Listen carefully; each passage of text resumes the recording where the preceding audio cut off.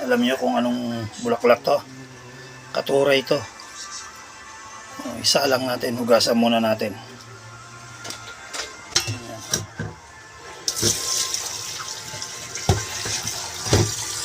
Yan, hinuhugasan ko na. Tapos pakukuluan ko. Lalagyan ko ng ensilada. Ang sahog niyan ito. Baka naman bagoong Pangasinan. Yung pagpakuluan nito, inumin din natin gamot sa high blood. Salang na natin.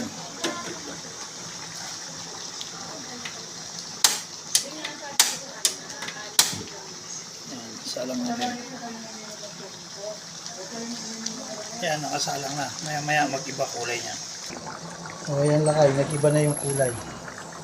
Maya maya luto na yan. Timplang ko na lang din. Kamatis. At saka mangga. Ayan lakay yung sabaw niya. Tatabi ko. Dahil ulamin ko yan mamaya. Ay, iinamin ko yan mamaya. Yan. Yan mangga, ihalo natin dito. Lagyan natin ng kamatis bagoong.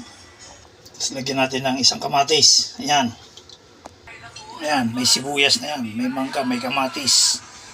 May bulaklak ng katuray. Insilada yan. Yan, ang insiladang bulaklak ng katuray. O, ayan.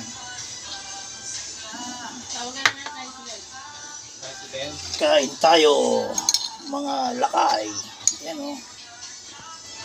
Diba?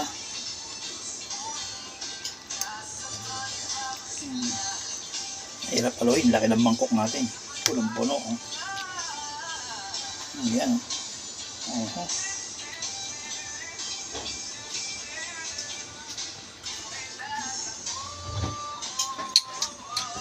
Sarap.